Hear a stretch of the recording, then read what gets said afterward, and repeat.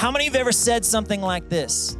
If I just had a little bit more money, everything else would be better. You ever said that before? I mean, we probably all have. You might be 10 years old and you said that before. If I just had $5, my life would be better. When I was 21 years old, that's when I became a youth pastor.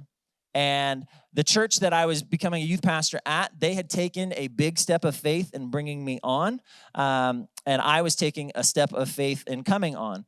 This was a church that did not have a youth ministry. They didn't really have any sort of budget or anything for a youth pastor. But we prayed about it, and there was like, we feel like God is in this. And so I took a step of faith, and I was living by faith. Do any of you relate by that? Have you ever lived by faith? When you are living by faith, that means you are not getting paid a lot. Okay? So I was not getting paid a lot as a youth pastor, but I knew I was where God wanted me to be. And God took care of me in incredible ways, and I have stories for days about just how God provided. But in that season, as I was not making a lot, pretty much everything that I owned, as far as plates, forks, knives, cups, all the things, it all came from the 99-cent store. And let me just tell you, that's not the store you want to shop for high-quality things, right? And so if you've never used a knife from the 99-cent store, just have some Band-Aids and things ready, okay? But I was living by faith. I was making it. I knew where every single deal on food was. I was the 99-cent menu, the dollar menu. I was at Taco Bell. I was at McDonald's. I was at Wendy's, all these different places. And you know what has happened? There's nothing under 99 cents anymore in America. It's ridiculous. Anyways, as I was doing this, Jessica and I we had started dating, and she was still at college, and she had had a side job. She was a nanny, and she was making money there, and she came alongside, and I think she felt like pity for me. I think that's really what it came down to. And because she saw the things that I had, literally my decorations in the house was I had bought like one calendar that had like ocean landscapes on it, and I took all the pictures out of it, and I pinned them on the wall. That was my extent of decorating, because that's where I was at in life. But Jessica came along, and she bought me like some real plates and real knives and forks and different things, and she bought me food, and I knew she was a keeper. Like, my goodness. So eventually we got married, and let me just say this, marrying a poor youth pastor, that's a step of faith too, just knowing that the life that might be. And as we got married, she had got a job as a teacher. And right after she got this job, it was like instantaneously, our income doubled. It was glorious. It was amazing. I got this luxury item called the internet. I got another luxury item called cable TV. And it was amazing. And for about 9 months, we were doing great financially.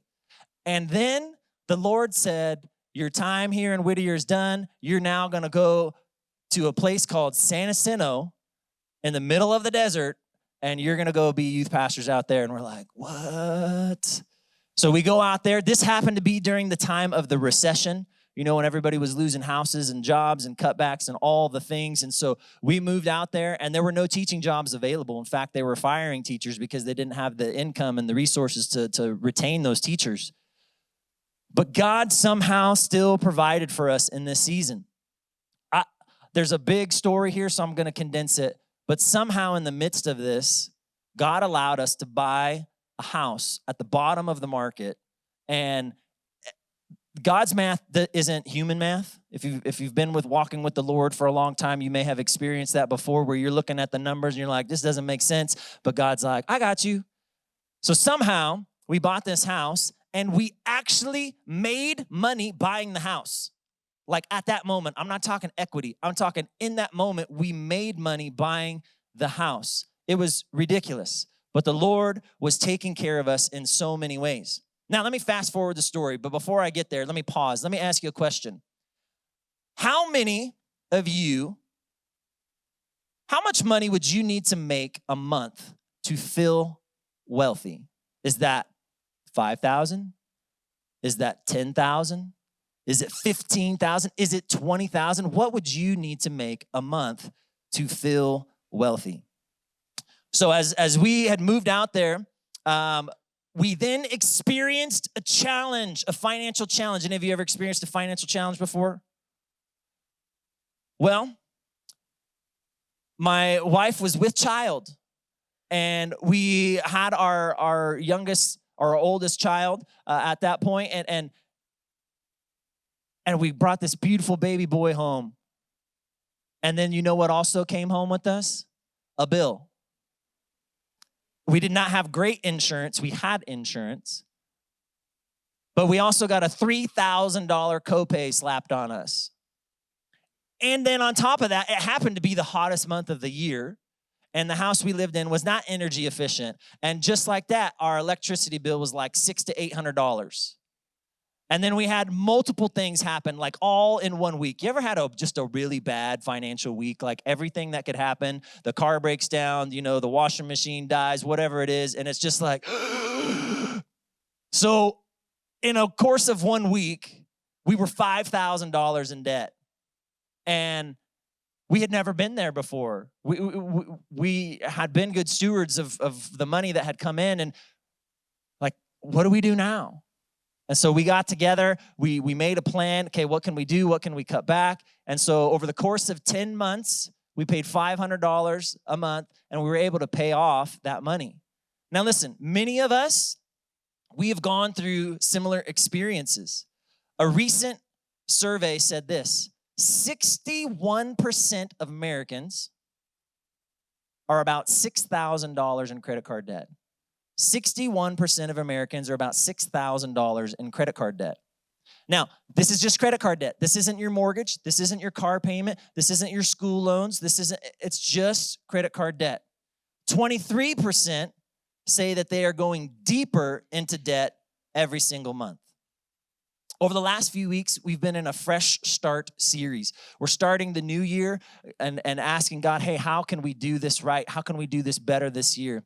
And what we're going to talk about today is coming to financial freedom. Financial freedom. Now, I want you just to take a moment and take a deep breath. I am not asking you for money today, okay? I know that's what a lot of people think. Oh man, you go to church, they just want your money. Listen, I believe that God has financial freedom for all of us.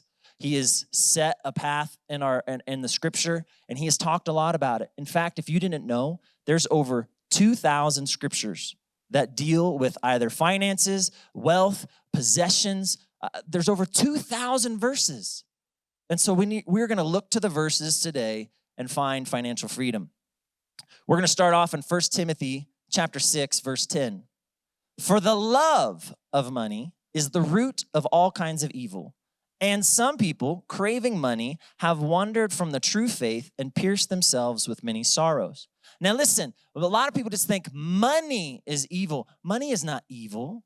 It's not good or bad. It's the love of money that can be evil.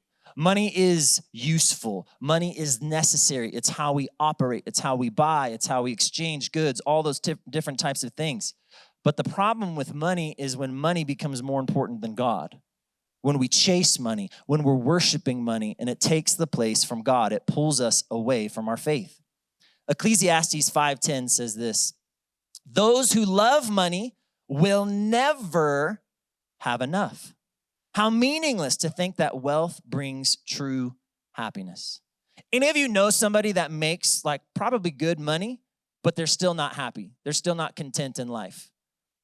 There's a famous celebrity just a few weeks ago that came out online, and this is somebody who's probably made over $100 million in the movie industry. And this is what they said: I think everybody should get rich and famous and do everything they ever dreamed of so they can see that it's not the answer. There are many people who make great money, but it's not the answer.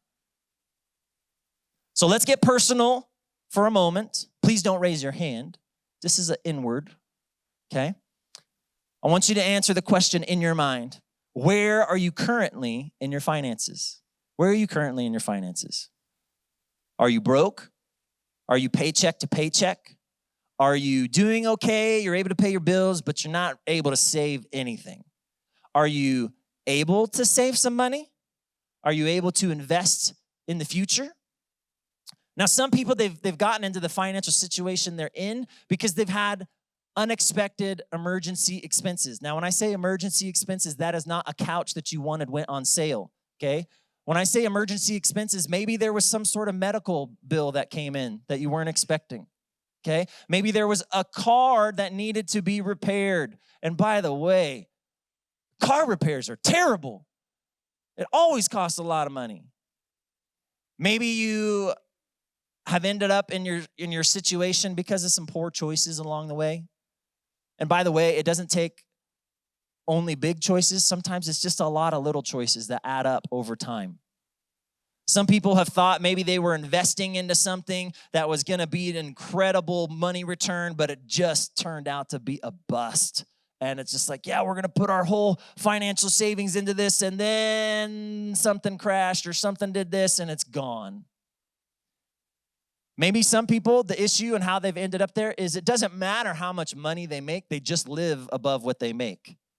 Yeah, they got a pay raise, but now their style of living has increased above what they make. I also want to let you know this. The amount of money that you make does not determine your level of stewardship. Let me say that again. The amount of money that you make does not determine the level of your stewardship. There are people that make lots of money, but are horrible stewards of their money. And they make all kinds of money, but yet they are into debt to their eyeballs. There are people that would not make a lot of money, but yet they are good stewards of what they have been given. They live within their means, and they're happy, and they have joy in their life.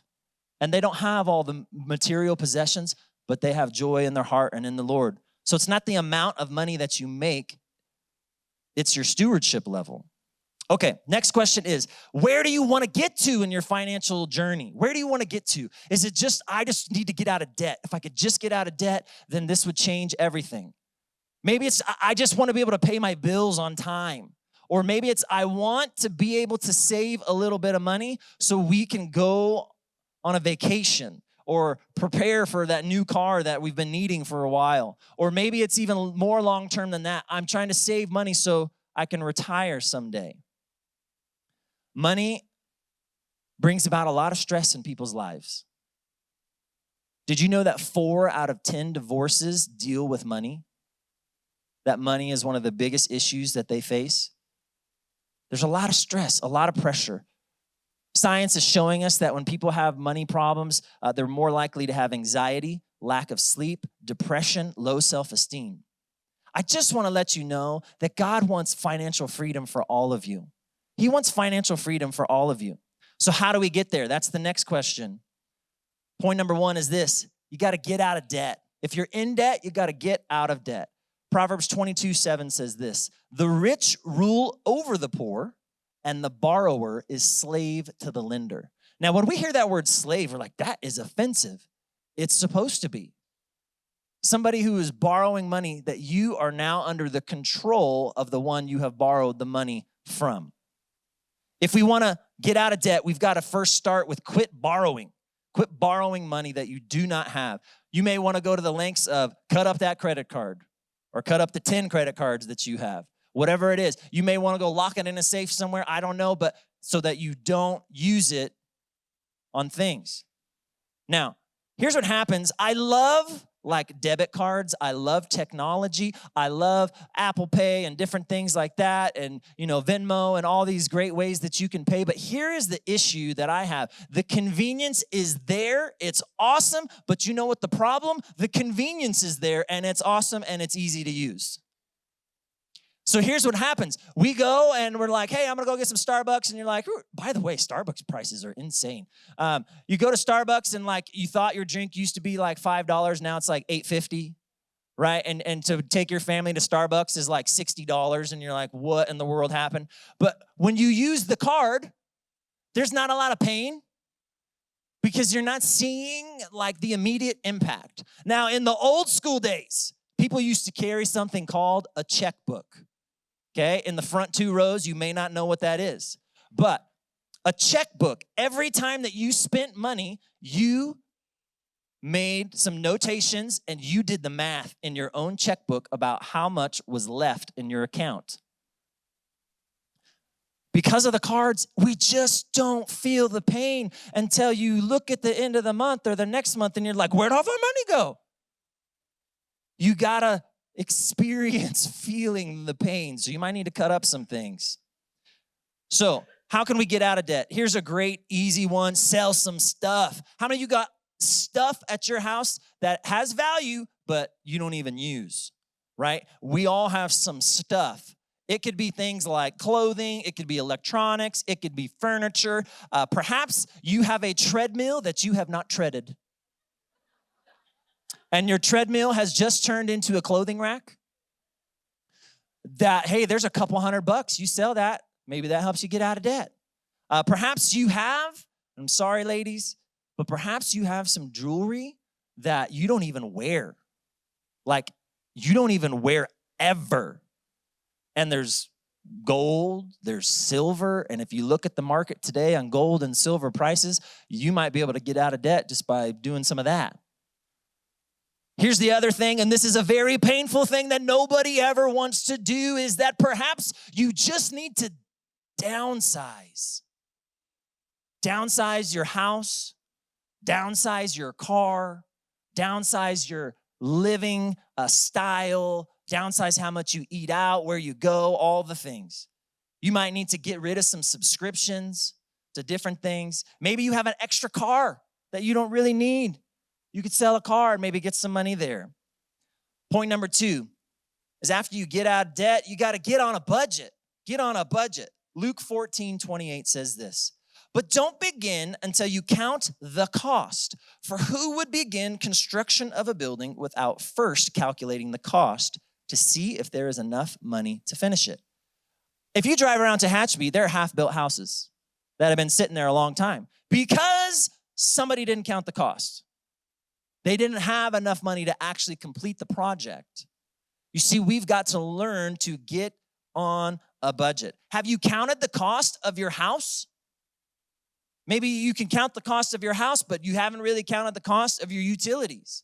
Or maybe you haven't counted the cost of the cars and the car payments or the vacation that you want to take. Or maybe you haven't counted the cost of having Johnny and Susie in club sports and what their registration and their fees are and how much it costs you in gas every single week and the money that you have to spend to eat out every single week. This stuff can add up really fast.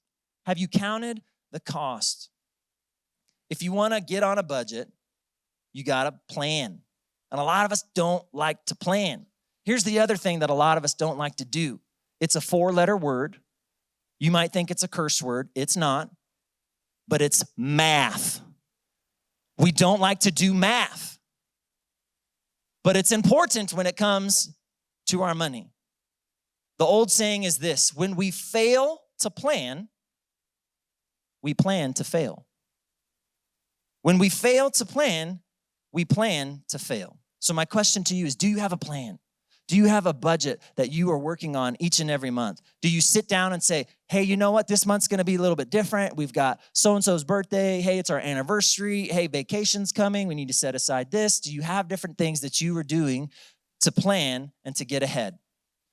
Now, here's the other thing that I would encourage you to do. Sit down and actually look through your bank statement. Or look at it online, whatever it may be. Look through it, and I guarantee you could save at least 10% if you will just look through your online statement. And as you look through it, you will see things that you're like, how did we spend so much money eating out? Or I didn't even know we still had that subscription to that thing. I signed up for some 7-day free trial 3 months ago, and I forgot to cancel it. Like, that happens all the time. There is money to be saved if we would just look through our accounts. Here's the next thing that I really want to get across today. Wherever you're at in your financial journey, I want you to understand it's okay to ask for help. It's okay to ask for help. I've been asking people this last week if anybody ever taught you how to do personal finance, and if in your schooling at any point someone taught you how to do personal finance. If in your schooling you were taught how to do personal finance, please raise your hand. 10 or 12 in the whole room.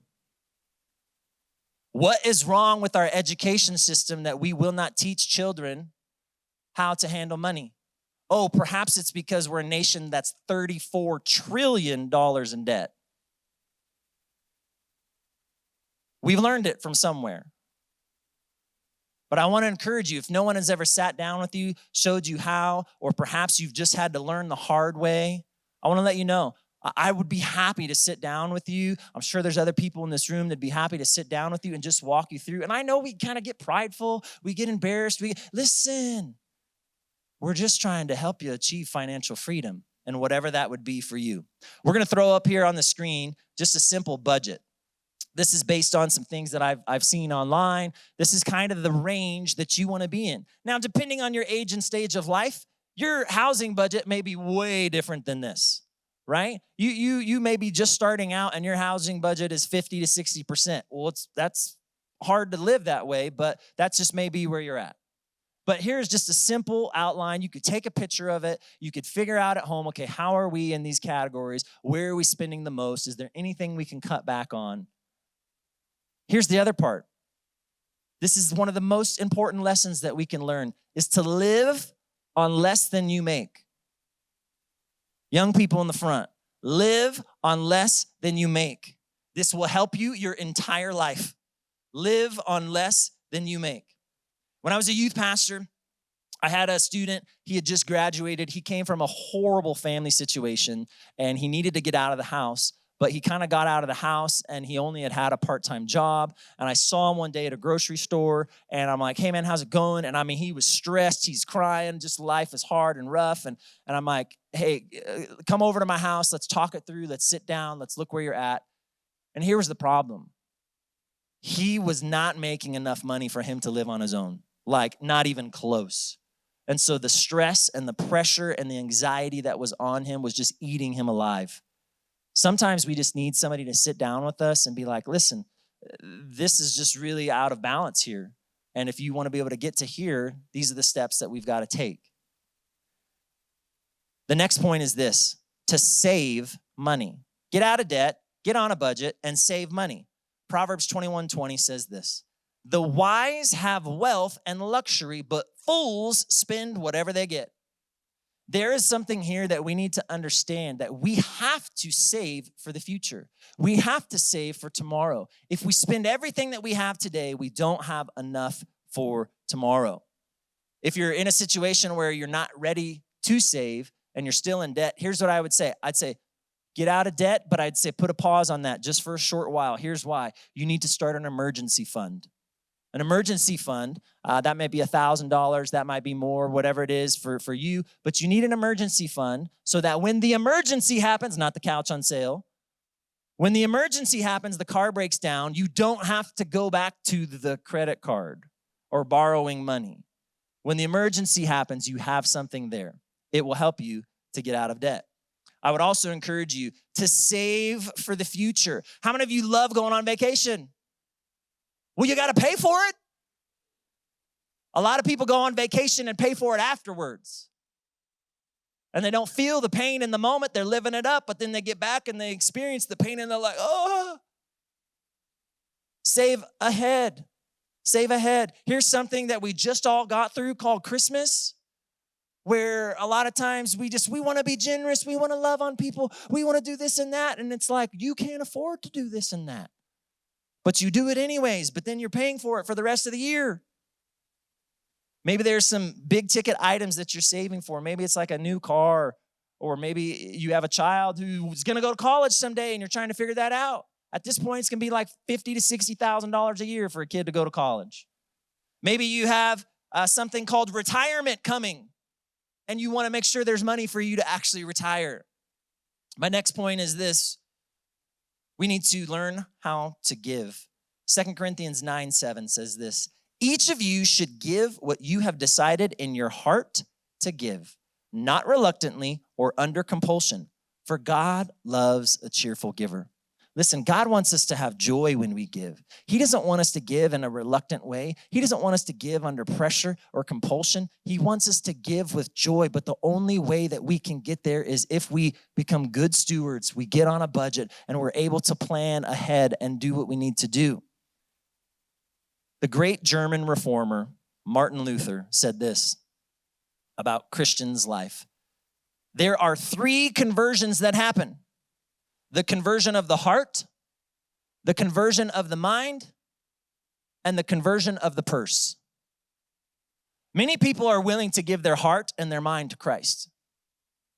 But to give their money to Christ, they're like, wait a second. I didn't get a full disclaimer on this before I signed up for this.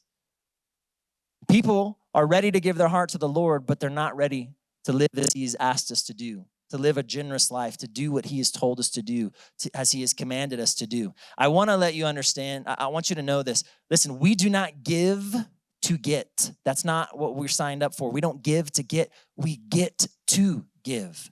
We get to give. When you are giving back to the Lord, this is what it means. It means that you are saying, God, I trust you with my finances. That alone is breakthrough. I trust you with my finances. And here's the next step. God, I trust you with 90% of my finances. I believe that you will do more with 90% than I can do with 100% of my finances. And I told you earlier, sometimes God math doesn't make sense. And you may only have 90%, but God's like, and He does things over here. Something goes on sale. Hey, this happened, a check comes in the mail, whatever. Amazing things happen. Tithing and giving is a sign of faith that you believe God will take care of you. God is generous, and so in return, we want to be generous. We know that, hey, everything that we have comes because of God. And I just want to say this, listen, if you're not in a season that you're able to give, I would encourage you, take steps to get there. Take steps to get there. That may be 1%, that may be 2%, whatever it is, but take steps to get there. Take steps to your financial freedom and trust God with your finances. And as you continue to give, God's going to continue to be generous to you.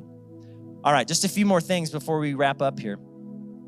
There are just some quick things here that you might want to look up on your own. If this is really hitting home for you and you're like, okay, how can I do this? What would be my next step? There's something called Financial Peace University. It's through Dave Ramsey. By the way, I'm not getting paid to say that, but this is something that my wife and I have gone through. I know many people in this church have gone through. It is something that will help you. It'll give you a plan. It'll give you a path on how you can step forward in this area. There are other things out there. There's Crown Financial. There's a lot of other things as well, but those two come from a Christian perspective. I would also encourage you that you could take a look at online budgeting apps. There are all kinds of them out there. You just got to find the one that works for you. Some of them are free, some of them are subscription, but there are things there that will help you so that when you pull up your phone, you realize like, oh, we just spent $200 more than we wanted to on entertainment this month. Okay, what do we got to take that out of now? So just that way. I would encourage you to just take a look at that. Now, everybody take a deep breath.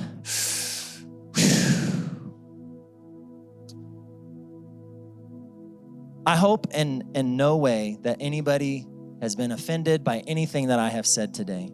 The whole point of today was just to help. If 61% of America is in debt, let's look at what the scripture says. And how do we do this? And how do we take steps forward? Maybe you're here and maybe you're feeling some shame or embarrassment about your situation. First and foremost, I want to tell you that you're not alone. I already told you stories about our life. And I'll be honest with you, that wasn't the only time that something happened like that. There's been other times where we've had to dig out of the hole. It's not fun. In fact, it's painful, but you learn from those experiences. One of the most famous stories in the Bible is in Luke 15. It's the story of the prodigal son. Now, here's what a lot of us miss in this story.